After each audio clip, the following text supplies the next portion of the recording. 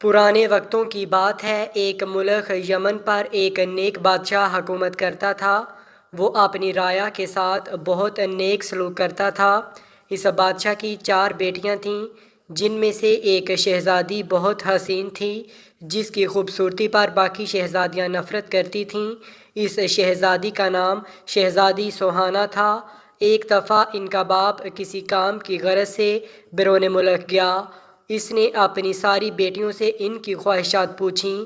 ان 3 بہنوں نے قیمتی زیورات لانے کو کہا۔ جب بادشاہ نے چوتھی بیٹی سے پوچھا کہ اگر تمہیں کسی چیز کی ضرورت ہو تو مجھے بتا دو، شہزادی سوہانہ نے کہا مجھے ایک گلاب کا پھول چاہیے۔ ان کا باپ کوئی نہ کوئی بات بھول جاتا تھا، اس لیے صرف شہزادی سوہانہ کے لیے پھول لے آیا، باقی چیزیں وہ بھول چکا تھا۔ جب وہ گھر آیا تو شہزادیاں دروازے پر کھڑی اپنے باپ کا انتظار کر رہی تھیں۔ جب ان کا باپ آیا تو صرف ایک پھول کے علاوہ اس کے پاس کوئی چیز نہ تھی۔ شہزادیوں نے اپنے باپ کو برا بھلا کہہ کر باپ کی نافرمانی کی۔ شہزادی سوہانہ کمرے میں جا کر رونے لگی۔ اس کا باپ کمرے میں آیا، اس کا پھول اسے دے دیا۔ بادشاہ نے کہا دنیا میں سب سے زیادہ قیمتی چیز والدین کی خدمت ہے۔ چنانچہ جب بادشاہ دوسری مرتبہ بیرون ملک گیا تو سب نے اپنی اپنی چیزیں لانے کے لیے کہا، مگر شہزادی سوہانہ اس پر خاموش رہی۔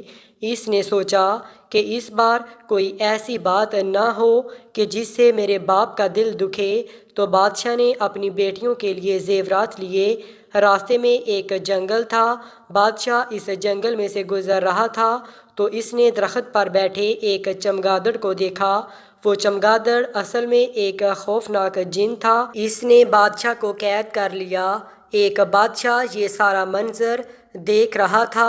اس نے اپنی تیز دھار تلوار نکالی اور چمگادڑ کی گردن پر دے ماری۔ چمگادڑ اسی وقت مر گیا۔